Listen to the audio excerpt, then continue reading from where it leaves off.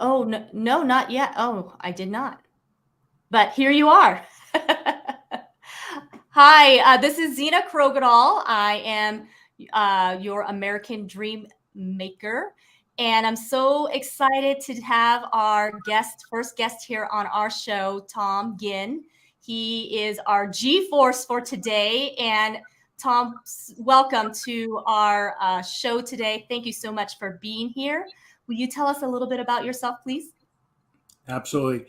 I just want to say I'm thankful and grateful to get to know you, be your very first. So I'm honored and excited for you at the same time. And so a little bit about myself. I live here in Wisconsin, near Madison, Wisconsin, in a community called Oconomowoc. It's known as the Hamptons of the Midwest. We live in lake country, so I'm blessed to be surrounded by about 15 lakes, no matter which direction I go. So it's a beautiful community to live in. Originally from California, born and raised in the San Francisco Bay Area. And a little bit about my professional career. I was in the financial services industry for nearly 30 years, had my own insurance and securities agency, mortgage agency for that period of time. Love helping people win with money. So we're talking a little bit about your theme, Dream Makers. So it's always been my objective. The things I do in my businesses is help improve people's lives. And today I've transitioned and never changed that purpose in my life about helping people. But I just find companies and products and services that dramatically will improve people's lives, either financially or in the area of health. So that's sort of my mission. And I want to give thanks to Ken Walls. Kudos to him for creating the Grow Live Academy. I've been live streaming for almost 3 years now. My first program is G Force. G is for gratitude. It's a principle I use in my coaching.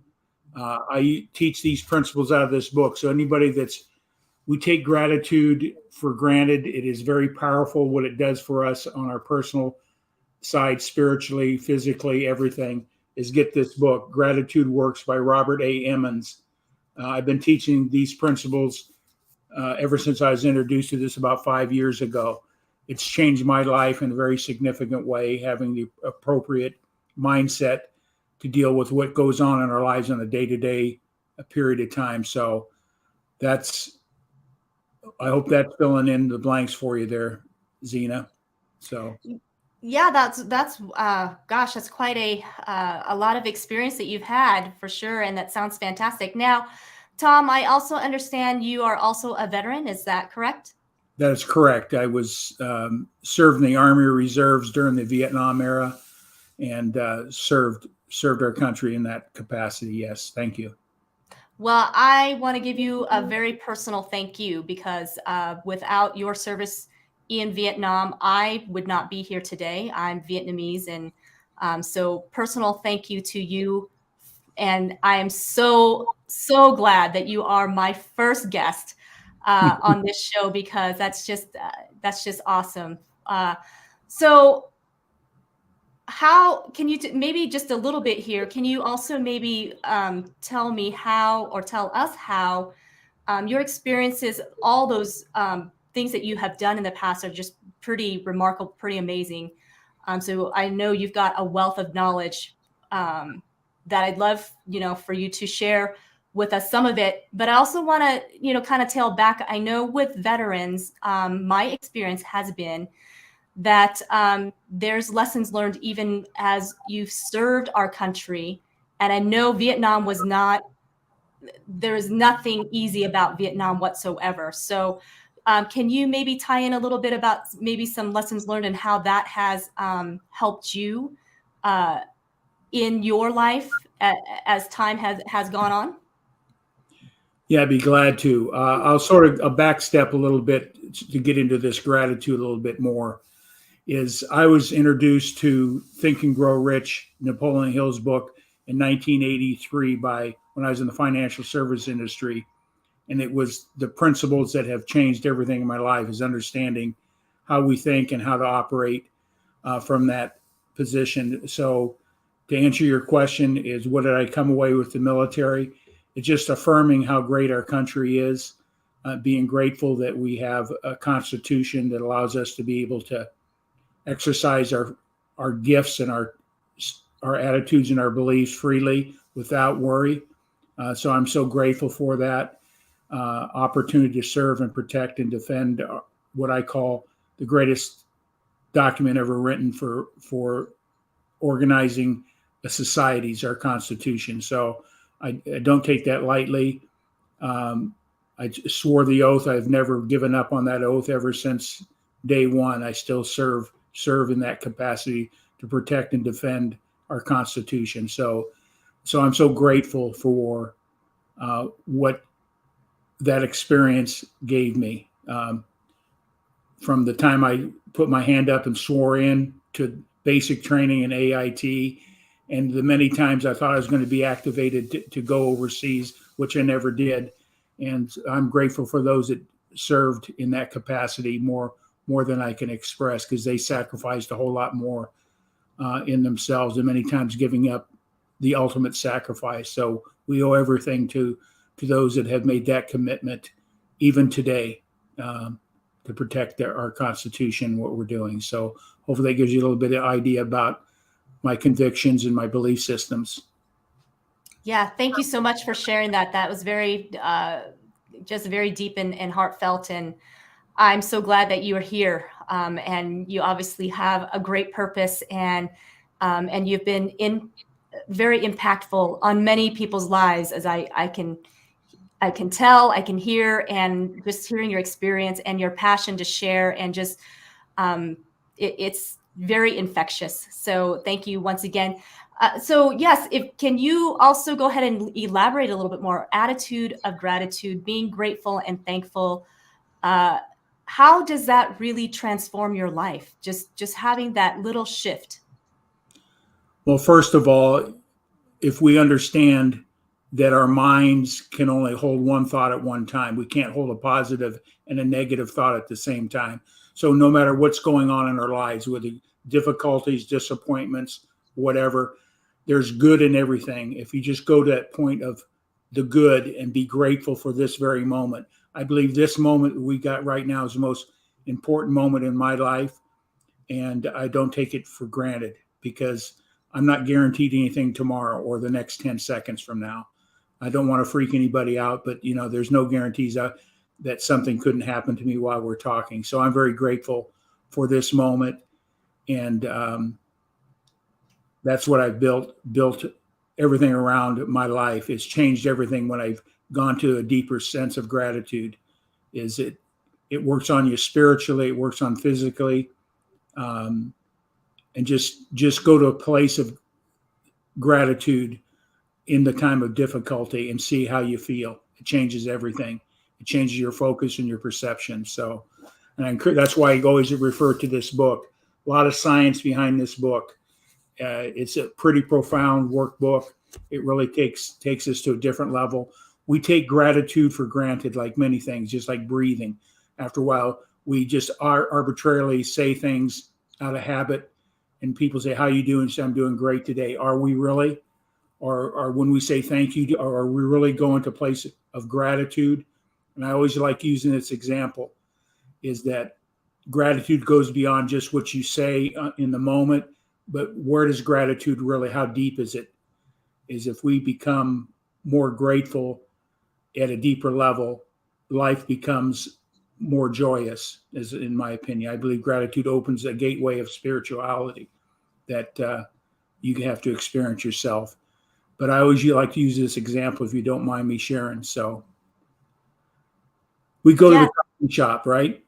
And we step up the counter, we order coffee or a latte or whatever our favorite drink is when we go to a coffee shop, and the barista brings back a drink and we say thank you.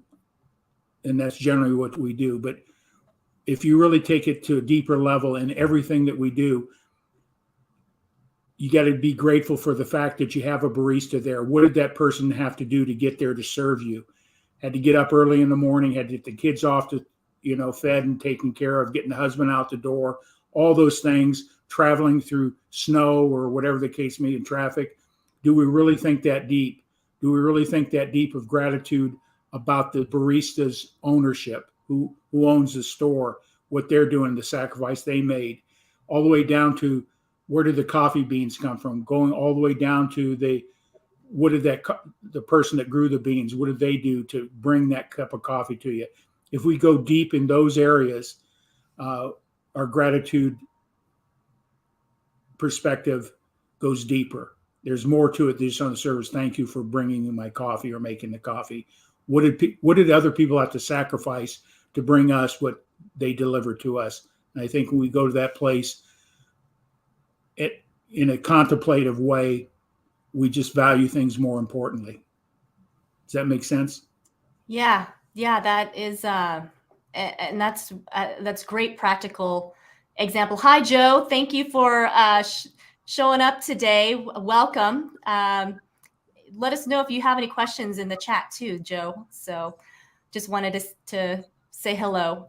Yes, I think that's fantastic that you gave such a practical example because, especially since I feel like since COVID and we all were kind of shut down and things were obviously just spun into chaos. Some of us, when we came out into socialization again, it's like we forgot our socialization skills. And it seemed like people were less patient with people. And I like the example that you gave about the barista because suddenly we would get very agitated. It seemed like people would just be very easily agitated and annoyed and impatient and forgetting, like you said, to be grateful that, hey, we get to be out and about now and we get to enjoy a cup of coffee and what it took to get this coffee served to us. So I thank you so much for that. I do have another question. So can you give us a little, maybe some daily practices that we can do? Because like I think you had mentioned that, we can say, yes, I'm doing fine, but that's kind of on the surface of I'm doing fine and I'm grateful. But is there a way to dig even deeper and go deeper with our gratitude to where it really ends up transforming our lives and in our attitude and just from where we don't even have to make a huge effort, but it just becomes part of who we are? I think it's like anything else that we learn. We need to learn the principles of gratitude, and that's through discipline and repetitiveness. In this book, they talk about the world record of writing down a gratitude statement for 50 straight years, never missed a day. Listen, this is pretty deep. We think about it. For 50 straight days, wrote something they were grateful about. Never replicated or duplicated a gratitude statement, but they always tied it with a why. And I always think about what was that discipline about to get to a state to recognize why they did that daily, because they recognize the benefit of gratitude by practicing it. And if you practice it, is writing it every day. Take one or two things you're really grateful and say why. Why am I grateful for my cup of coffee? Why am I grateful for this moment? And then it takes it to a whole different level. I just believe the person that did that for 50 straight years, never replicated or duplicated a gratitude statement, is an amazing feat. I believe that person walked this earth with a whole different perspective of what life is about from a perspective of gratitude. So what would I say? To build a better attitude of gratitude is practice it and do the little things. It sounds, many times people think, well, that's why write it? I already got it in my head. No, if something happens when we write, this is your genius factor. This is the conduit to make things happen in your life, is write it down. It embeds it in your mind in a different way. So write it out and make sure that you say why you're grateful for whatever it is, and do that daily and watch what happens. It's a discipline like anything else.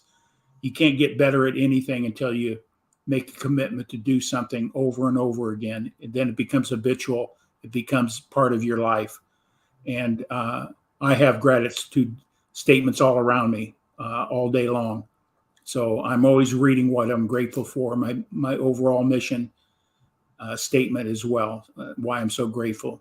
I'm so grateful to be here today to serve to serve and make somebody else's life better. So I'm grateful for that. Thank you. I'm grateful for you being here as well and sharing your knowledge and your wisdom in all of this. I know that there's somebody out there that will need to hear this, and just having that practical, I really like that you had such a practical thing to write it down and not to just say it, but to make sure it's written down. That's a great reminder, for sure. So with all the experiences that you have had, what lessons have you learned? What highlights? Maybe pick one or two. What highlights would you want to share with us that you've learned over the years, and giving us maybe some takeaways? Well, it really came on my journey when I started doing personal development, exploring that and doing the work.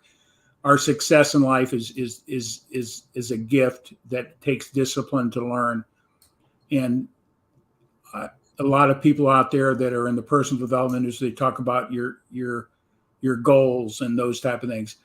I've taken it to a different level. I studied under a gentleman called Dr. Miles Monroe, and the key thing that changed besides gratitude is understanding your power, your vision, your why in life. Why are you walking this earth? What's your purpose? And get clear on a clear mental picture of the outcome that you seek in a positive way. Because goals by themselves don't work.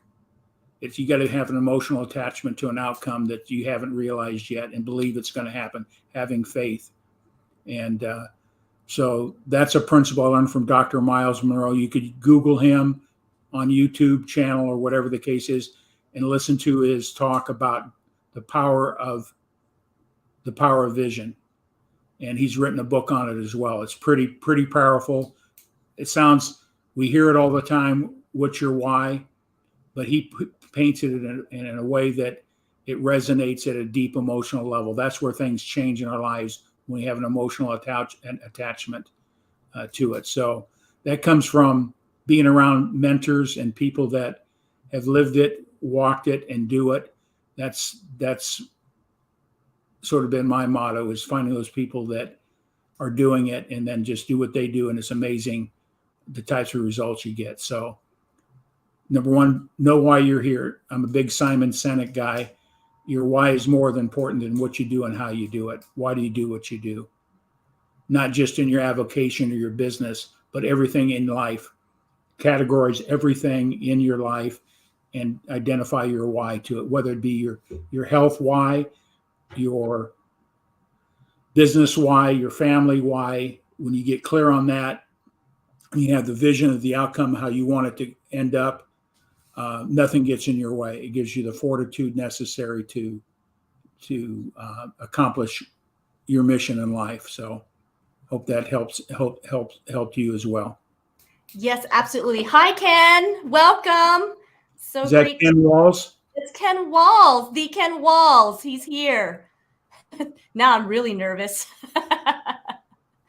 But anyways, thanks for joining us. Doing a great job. She took the challenge, and I'm her first guest. So yeah, here we are. Thank you so much, Tom. I really appreciate you sharing those things and finding your purpose and understanding your purpose. I think for a lot of people, like even for myself, sometimes there's many thoughts that go through our heads, like when we start to kind of feel very creative or we're in a transition of our life, and there's all sorts of ideas pop in and all these things that we want to do and be. Like I always tell people, I'm still trying to figure out what I want to be when I grow up. And so with somebody like me, I'm certainly, I would imagine that I'm not the only one that feels this way. How would you recommend we really tail it in and hone it in so that we can focus and truly find that purpose? Are there real practical steps in doing that, or we just got to pray, wait and see? No, there's no praying and waiting and see. Nothing happens in our lives. Everything operates by law. You have to be in a place of cognitive awareness, a spiritual awareness, and then take action. You just mentioned a lot of things going on in your brain, when you get clear on a vision and purpose in life, your negatives start dropping, or you recognize them, and then you can deflect them out of your thinking. And that's very important for people to understand, is when you're clear, the negatives become very clear, and you can just squash them with a compliment of gratitude. What are you coming away with at this moment? It changes everything. Wow. Well, Hey, thank Joe, you. thanks for being here. Yes, thank you so much for definitely being on here and watching this. Tom is obviously a real expert and master at this. And Tom, just watching you and seeing your demeanor, I can see that you have you're speaking from the heart. This isn't just something you just read. Right. This is something that you really have practiced and you're sharing. And so that is just invaluable. And so I'm very, very grateful to that, for you to be here to share that. Thank you. Tom, is there anything else you would like to tell us? What's the most fun memory you have that you have done in your life? That would probably be many, many things. But I think a lot of people are seeking, I always get, I'll just sort of, hopefully this doesn't take it off what you just asked, is people are seeking happiness. I think that's the wrong thing. That's temporary. You can create happiness just in instantaneous. Think about something. I think what we're really seeking in life is joy in our lives. And I like to use this example. I'm 73 this next month. I've had 73 happy birthdays, but there's only about 5 of them that are joyous. And that's what we're seeking in life. What made those 5 birthdays so joyous was I had a special relationship with my aunt. And when she'd show up for my birthday, they were the most precious birthdays I had. So I've had a lot of happy birthdays, but I don't remember the others. I only remember the joyous ones. And so be clear on what brings you joy and cherish it, because happiness is something that come and go just like that. And so we're really, I believe, if we get to a place of being clear on your purpose, your why, being grateful, joy starts showing up more frequently, and we can celebrate our lives with joy. In scripture, there's never any discussion about happiness. It's all about joy in our celebration. So I think how we operate today is not just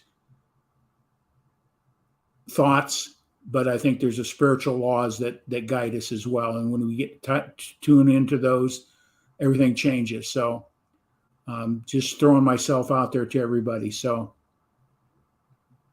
Wow, that's great. So you were saying you have the five birthdays that you found joy.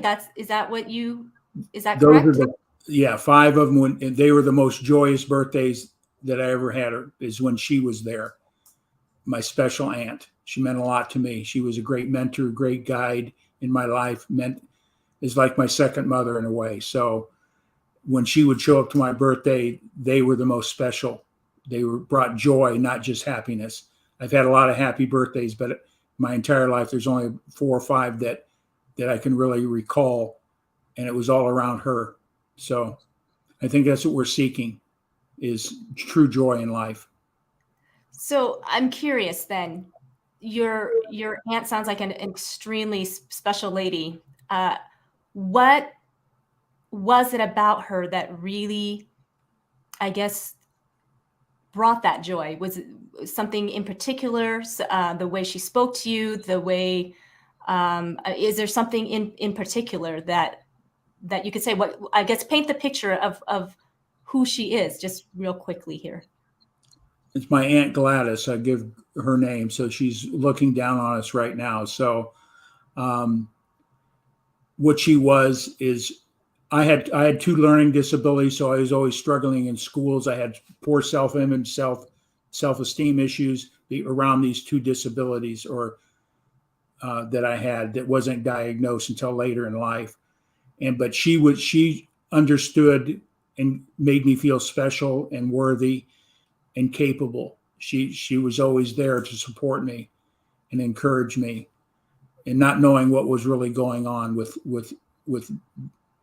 my learning disabilities I had at that time. Still have them today, but I've learned to deal with them. But it just knowing that she accepted me who I was, the way I was, and I think that's so important. That's what I came away with.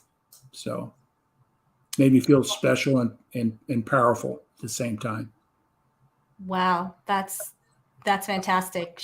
Like I said, she sounds like an amazing woman, and we could all use someone like Aunt Gladys. Yeah. In our lives, right? Yeah. And so, and that part of the vision of American Dream Makers group that I have here in the show is that I wanted it to be a place where we could, inspire and help influence the world, and just to be transformed and to do it together, to share those ideas and that sort of thing. So I want to ask you, how do you make the American dream a reality for others? How do I make that happen? Number one, I live my own dream. I want to be the inspiration. That's if he's doing it, I can do it as well. So I learned to be as authentic as I can and don't hold back and just let my excitement, enthusiasm show. So that's how you make dreams. That's how you can make a difference in the world, is share your gifts. Don't hold them back. Be excited, enthused about what you do and why you do what you do. So. Well, thank you so much. How would someone get a hold of you if they would like to have more nuggets of wisdom from Tom Ginn?